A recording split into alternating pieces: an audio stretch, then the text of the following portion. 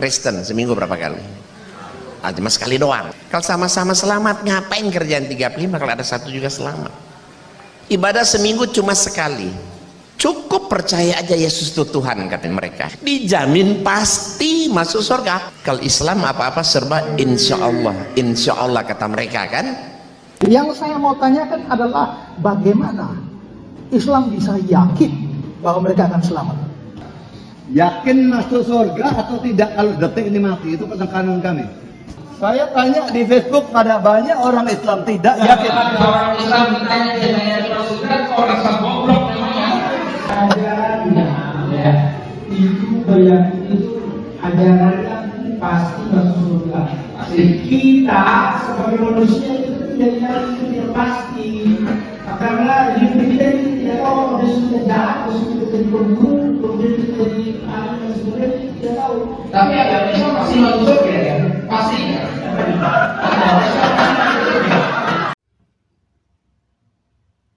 Shalom, salam sejahtera dalam kasih Kristus.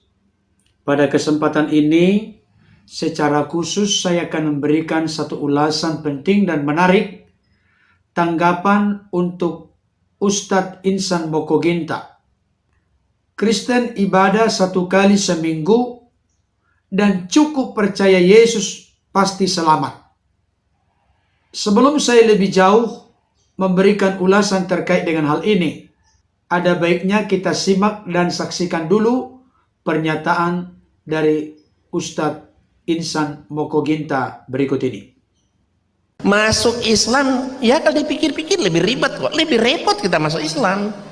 Sehari berapa kali sholat? 5. Kalau seminggu 5 kali 7 kan? 35 kali loh kita sholat seminggu. Itu baru sholat wajib. Kristen seminggu berapa kali? Cuma sekali doang. Kalau sama-sama selamat, ngapain kerjaan 35 kalau ada satu juga selamat? Ibadah seminggu cuma sekali. Yang kedua, cukup percaya aja Yesus itu Tuhan, kata mereka. Dijamin pasti masuk surga, pasti kata. Kalau Islam apa-apa serba insya Allah kata mereka kan. Tapi kalau di Kristen cukup percaya Yesus Tuhan, dijamin pasti masuk. Ibadah seminggu sekali, jamin pasti masuk surga. Baik Bapak Ibu Saudara, tadi kita sudah menyimak dan menyaksikan pernyataan singkat dari Ustadz Insan Mokoginta. Sebelum saya membahas bagian-bagian dari pernyataan lain, salah satu bagian penting yang perlu saya soroti terkait dengan pernyataan beliau adalah kalau Islam serba insya Allah, kata mereka. Maksudnya, kalau kita melihat runutan dari pernyataan Ustadz Insan Mokoginta, maka kata mereka di situ tentunya mengarah kepada orang-orang Kristen yang ibadah hanya seminggu sekali dan cukup percaya Yesus pasti selamat. Pernyataan ini menurut saya tidak atau kurang tepat. Kristen tidak pernah mengambil konklusi atau kesimpulan. Pernyataan seperti ini, saya ulangi kembali. Kalau Islam serba insya Allah, kata mereka. Saudaraku dikasih Tuhan, bukan orang-orang Kristen yang menyimpulkan keyakinan dari saudara kita Islam. Terlebih khusus keyakinan dari Ustadz Insan Mokoginta. Tetapi itu adalah konklusi atau kesimpulan dari oknum Ustadz Islam itu sendiri. Adapun dasar saya mengatakan demikian, supaya nanti jangan sampai ada sebuah konklusi kesimpulan bahwa ini adalah karang-karangan dari saya. Oleh karenanya, terkait dengan pernyataan dari Ustadz Insan Mokoginta, kalau Islam serba insya Allah, kata mereka, seperti saya sudah katakan tadi, kata orang-orang Kristen. Saya akan tunjukkan kepada kita bagaimana ketika hambanya Pendeta Budi Asali dan juga Pendeta Ezra Alfred Soru mengadakan dialog dengan pembicara Islam Bapak Edi Praitno dan Dr. Sanihu Munir. Ketika dari pihak pembicara Kristen, dalam hal ini pendeta Ezra Soru, bertanya kepada pembicara Islam, bicara khusus kepada Bapak Dr. Sanihu Munir, maka jawaban dari Dr. Sanihu Munir ini perlu menjadi referensi yang menunjukkan, membuktikan bukan Kristen yang mengambil sebuah konklusi, kesimpulan bahwa memang bukan orang Kristen yang mengatakan insya Allah terkait dengan keselamatan.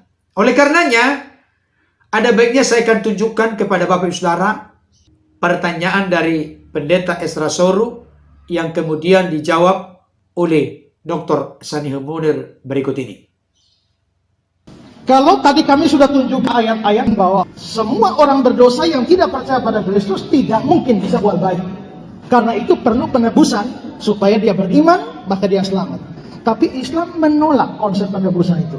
Yang saya mau tanyakan adalah bagaimana Islam bisa yakin bahwa mereka akan selamat.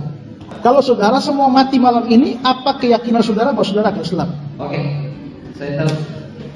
Sebelum ini dijawab, karena kontrak ini sudah dibuat dari perjanjian, saya hanya ingin tanya kepada pihak angkatnya mau berserta, apakah pertanyaan ini diizinkan dulu dijawab atau bagaimana? Diizinkan ya? Ya, diizinkan apa ya? Nah, sekarang ini saya kembalikan kepada pesan kedua. Bagaimana pandangan Islam? Sekarang Kristus sudah menunjukkan tentang pandangan keselamatan. Terus bagaimana pandangan Islam sendiri tentang keselamatan dalam umat Islam sendiri? Silakan. Ya, kenapa tidak ada penekanannya, Pak? Iya. Yakin masuk surga atau tidak kalau detik ini mati, itu penekanan kami.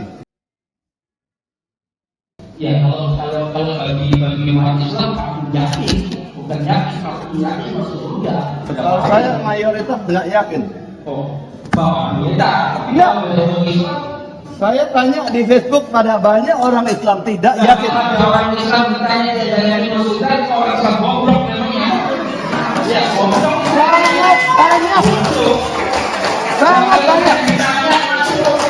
Masuk surga, bahkan insya Allah, aku yakin di sini Allah.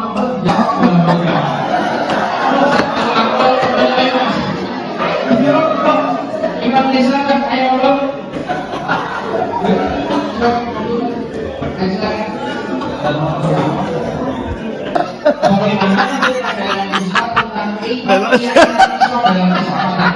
Ya tidak, harus selamat. Ya betul, banyak orang menjawab, gak yakin kalau saya itu bohong.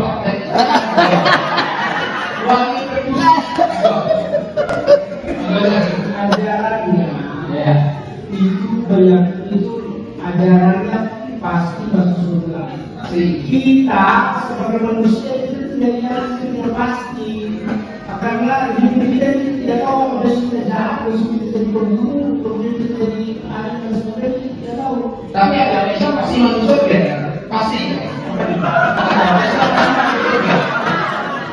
Baik Bapak Ibu Saudara, terkait dengan pertanyaan dari pendeta Ezra Alfred Soru yang ditujukan kepada Dr. Sanihu Munir, saya tidak perlu panjang lebar lagi membahasnya.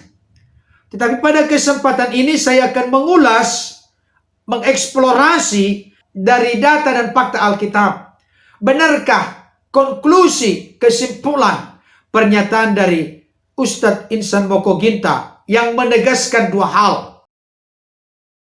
Pertama, Kristen ibadah seminggu cuma sekali dan itu pasti selamat. Yang kedua, cukup percaya saja Yesus itu Tuhan, dijamin pasti masuk surga. Saudaraku dikasih Tuhan, yang pertama, Kristen ibadah seminggu cuma sekali. Benarkah demikian?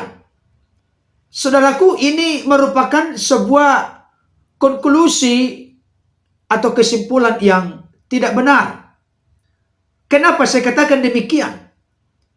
Ibadah dalam konteks kekristenan tidak bisa dipahami sedangkan hanya ritual, tata ibadah. Ibadah dalam kekristenan tidak hanya dibatasi dalam konteks gereja, dalam konteks berkumpul di gereja. Tidak, Bapak Ibu Saudara. Memang dalam konteks merayakan kebangkitan Yesus dari antara orang mati. Orang-orang Kristen secara mayoritas merayakannya pada hari Minggu dalam kebaktian atau ibadah di gereja. Ada juga saudara-saudara kita yang hari Sabtu dalam perayaan ibadah. Tapi konteks ibadah dalam kekristenan, apalagi kalau kita eksplorasi dari data dan fakta Alkitab, bukan hanya 1 kali seminggu. Kalau kita misalnya bertitik tolak dari Roma 12 ayat 1. Rasul Paulus menyampaikan suratnya kepada jemaat Roma, karena itu saudara-saudara, demi kemurahan Allah, aku menasihatkan kamu, supaya kamu mempersembahkan tubuhmu sebagai persembahan yang hidup, persembahan yang kudus, persembahan yang berkenan kepada Allah.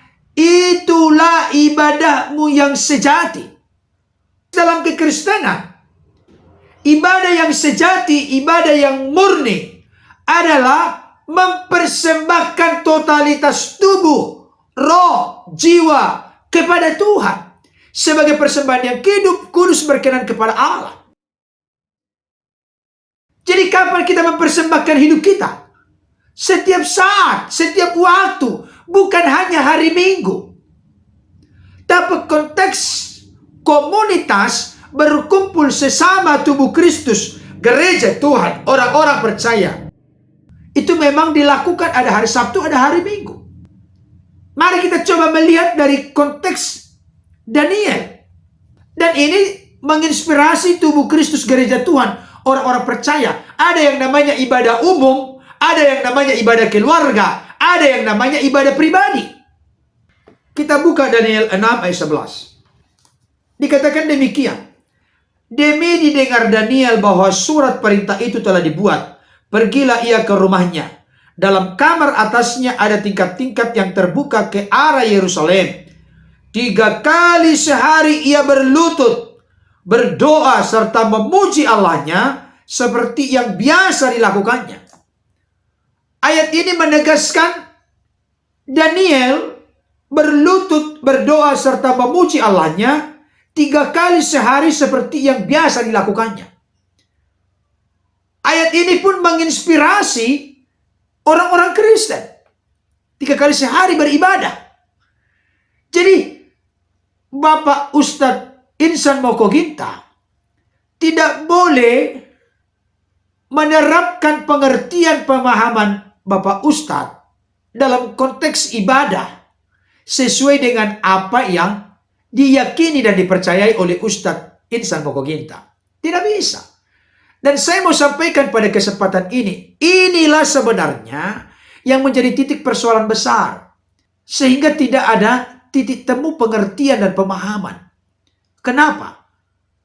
Dr. Bambang Nursena sering berkata, yang seringkali menimbulkan kesalahpahaman karena orang-orang yang berbeda keyakinan menilai keyakinan orang lain dari sudut pandang dia mengerti, memahami keyakinan dan agamanya. Ibadah dalam konteks kekristenan bukan hanya ibadah di gereja yang hari Minggu itu, tapi konteks ibadah harian ada. Dan itu data fakta Alkitab. Itu satu. Berikutnya, saya mau sampaikan dalam konteks kekristenan. Kita melakukan ibadah, kita berlutut, kita memuji, berdoa, menyembah Tuhan. Semuanya itu bukan dalam rangka kita untuk memperoleh keselamatan atau menjamin kepastian keselamatan. Bukan. Kenapa saya katakan demikian? Kebenaran firman Tuhan di dalam Efesus pasal 2 ayat 8 sampai 9 dikatakan demikian. Sebab karena kasih karunia kamu diselamatkan oleh iman. Itu bukan hasil usahamu, tetapi pemberian Allah. Itu bukan hasil pekerjaanmu. Jangan ada orang yang memegahkan diri. Dalam konteks kekristenan, bukan ibadahku yang menentukan keselamatanku. Titik tolaknya bukan di sana. Karena kasih karunia, kita diselamatkan oleh iman. Iman kepada Yesus Kristus sebagai Tuhan dan Juru Selamat. Firman yang telah nuzul turun menjadi manusia. Yang mana Yesus Kristus telah mati di kayu salib untuk menebus hidup manusia yang percaya kepadanya dari dosa, kematian kekal, dan dari jeratan kuasa iblis. Jadi dalam konteks kekristenan, bukan hasil usaha kita, bukan pekerjaan kita, maka kita ini pasti diselamatkan, bukan. Tapi karena karya Yesus. Jadi kita ini beribadah hari Minggu, kita ibadah setiap hari, kita ibadah pribadi, ibadah keluarga, dan lain sebagainya. Itu sebagai bentuk ungkapan rasa syukur terima kasih kita atas anugerah keselamatan yang Tuhan telah percayakan secara pasti kepada kita. Ya tentunya iman itu tidak mungkin menjadi iman yang mati, iman yang kosong. Tapi iman yang hidup. Iman yang hidup pasti terlihat, terbukti dari perbuatan-perbuatan yang dilakukan. Salah satu di antaranya adalah bagaimana kita mengungkapkan rasa syukur terima kasih kita kepada Tuhan atas anugerah keselamatan yang telah dikaruniakan, diberikan secara pasti kepada kita. Maka kita beribadah, memuji Tuhan, menyembah Tuhan. Kita merayakan keselamatan yang sudah pasti yang Tuhan telah karuniakan kepada kita. Itu prinsip firman Tuhan. Saudaraku yang dikasihi oleh Tuhan, kenapa harus melalui Yesus pribadinya, karyanya, kuasanya? Karena firman Tuhan berkata dengan tegas, Roma 3 ayat 10, tidak ada yang benar seorang pun tidak. Roma 3 ayat 23, karena semua manusia telah berbuat dosa dan telah kehilangan kemuliaan Allah. Saya kasih tahu, siapapun manusia yang pernah hidup di dalam dunia ini, termasuk nanti sampai akhir zaman Yesus Kristus akan kembali sebagai hakim yang adil, tidak ada manusia yang tidak berdosa, kecuali Yesus tentunya.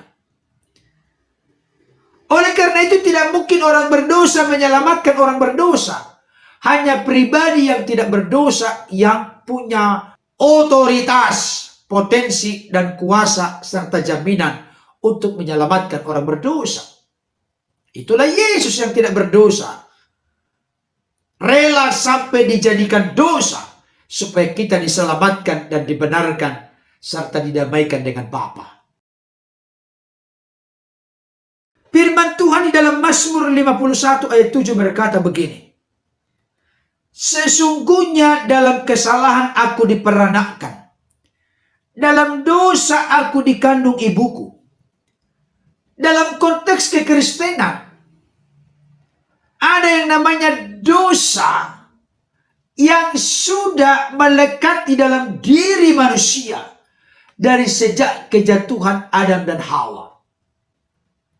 Ada orang bertanya, bagaimana dengan bayi yang baru lahir Pak Pendeta? Iya, dia memang belum melakukan dosa perbuatan.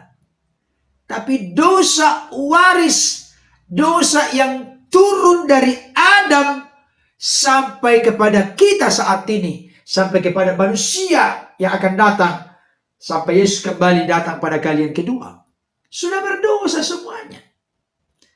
Bahkan di sini ditegaskan, dalam kesalahan aku diperanakkan, dalam dosa aku dikandung ibuku.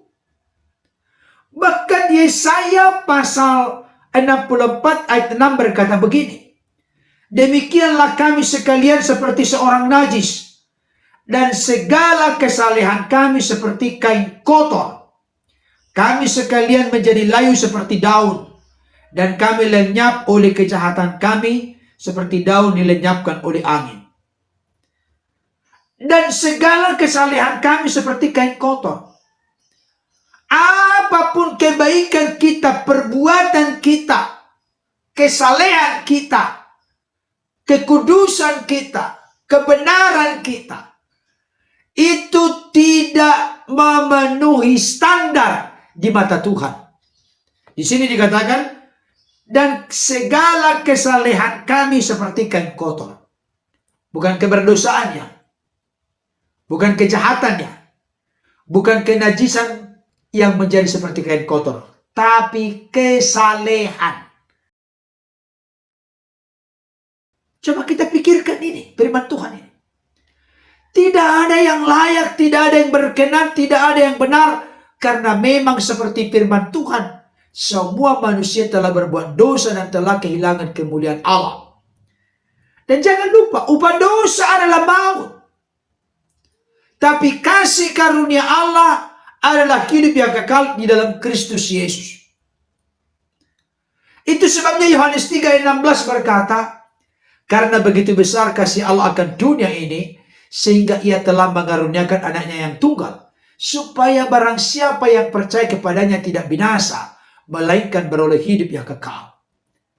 Percaya kepada Yesus Sang Putra Allah, Anak Tunggal Allah, yang menyatakan Bapa kepada kita. Di mana kita terima Dia sebagai Tuhan, Lord, Kurios, junjungan, penguasa, Gusti, Raja, dan Juru Selamat dalam hidup kita. Maka kita diselamatkan. Roma pasal yang ke-10 ayat 9 sampai 10 berkata begini. Sebab jika kamu mengaku dengan mulutmu bahwa Yesus adalah Tuhan dan percaya dalam hatimu bahwa Allah telah membangkitkan Dia dari antara orang mati, maka kamu akan diselamatkan. Karena dengan hati orang percaya dan dibenarkan, dan dengan mulut orang mengaku dan diselamatkan. Dengan hati orang percaya dibenarkan, dengan mulut orang mengaku diselamatkan. Jadi Bapak Ibu Saudara, kalau kita mengaku dengan mulut kita bahwa Yesus adalah Tuhan, dan percaya dalam hati kita bahwa Allah telah membangkitkan Dia dari antara orang mati, telah mengalahkan dosa, kematian kekal, kuasa kegelapan, maka kita pasti diselamatkan. Yohanes 14 ayat yang ke-6, Yesus jelas berkata, Akulah jalan, kebenaran, dan hidup. Tidak ada seorang pun yang sampai kepada Bapa atau yang datang kepada Bapa kalau tidak melalui aku. Yesuslah jalan ke surga. Bukan hanya kita mengikuti Yesus. Ketika Yesus menyebut dirinya sebagai jalan, kebenaran, dan hidup, Yesus yang melakukan, mengerjakannya lewat kematiannya di kayu salib, di mana Yesus berkata, sudah selesai. Boleh orang dunia berkata banyak jalan ke Roma. Yes. Tapi jangan samakan jalan ke Roma dengan jalan ke surga. Jalan ke surga hanya Yesus. Jadi kepada Ustadz Insan Mokoginta, saya mau sampaikan, hanya melalui percaya Yesus ada kepastian keselamatan. Itulah doktrin mendasar, itulah doktrin utama dalam kekristenan. Kisah Para Rasul 4 ayat yang ke-12 dikatakan demikian. Dan keselamatan tidak ada di dalam siapapun juga selain di dalam Dia, maksudnya selain di dalam Yesus. Sebab di bawah kolong langit ini tidak ada nama lain yang diberikan kepada manusia yang olehnya kita dapat diselamatkan. Keselamatan hanya ada di dalam Yesus. Maka memang kepastian keselamatan hanya ada dalam Yesus juga. Masuk akal sekali. Yesus utusan Bapa yang datang dan keluar dari Bapa. Mana ada utusan yang datang dan keluar dari Bapa? Gak ada. Bahkan Yesus itu berkuasa memberi hidup yang kekal, berkuasa mengampuni dosa. Maka bukalah hati dan pikiran kita untuk percaya menerima Dia sebagai Tuhan Juru Selamat dalam hidup kita. Karena hanya melalui Yesus atau di dalam Yesus ada kepastian keselamatan. Ayat yang terakhir, Yohanes pasal 10 ayat yang ke-28. Dikatakan demikian. Dan aku memberikan hidup yang kekal kepada mereka. Dan mereka pasti tidak akan binasa sampai selama-lamanya. Dan seorang pun tidak akan berebut mereka dari tanganku. Perhatikan baik. Yesus memberikan hidup kekal kepada para pengikutnya. Dan mereka pasti tidak akan binasa selama-lamanya. Gak ada di sini dikatakan mudah-mudahan. Tapi pasti. Memang itu data fakta Alkitab. Jadi dalam konteks kekristenan, kita berbuat baik. Bukan supaya selamat. Tapi karena kita sudah yakin pasti selamat. Oleh karenanya, jadi adalah salah kaprah ketika berkata, orang Kristen itu ibadah hanya 1 kali seminggu. Kalau memang yang Bapak Ustadz maksudkan, perayaan di gereja sekali seminggu. Perayaan kebangkitan Kristus dari antara orang mati. Menunjukkan Yesus telah menang atas maut, atas iblis, atas kematian. Yesus menjadi penebus setiap yang percaya kepadanya dari dosa, kematian kekal, dan dari jeratan kuasa iblis. Dirayakan hari Minggunya. Ada yang ibadah hari Sabtu. Tapi jangan lupa, ibadah dalam konteks Kristenan bukan hanya tata ibadah. Itu mah dangkal. Ibadah dalam kekristenan adalah penyerahan total hidup kepada Tuhan. Setiap waktu, setiap saat, setiap kesempatan. Tolong jangan salah mengerti tentang cukup percaya. Memang kita tidak bisa diselamatkan melalui karya kita, usaha kita, perbuatan baik kita, melalui filsafat, ilmu pengetahuan, melalui agama. Tidak bisa. Ini doktrin ajaran kekristenan, bertitik tolak dari data fakta Alkitab. Kalau memang saudara-saudara kita Islam memiliki pengertian, penghayatan, keyakinan, kepercayaan yang berbeda, ya silahkan. Negara ini negara yang bebas memeluk agama. Tapi konteks Kristenan, kita diselamatkan bukan karena berbuat baik. Kita berbuat baik karena kita sudah diselamatkan. Sebagai bentuk ungkapan rasa syukur terima kasih kita atas anugerah keselamatan yang sudah dipercayakan secara pasti, yakin, dan garansinya adalah pengorbanan Yesus dan Roh Kudusnya sebagai meterai atau jaminan yang tinggal dalam hidup orang percaya. Kiranya ulasan ini dapat menjadi berkat bagi kita. Tuhan Yesus memberkati. Amin.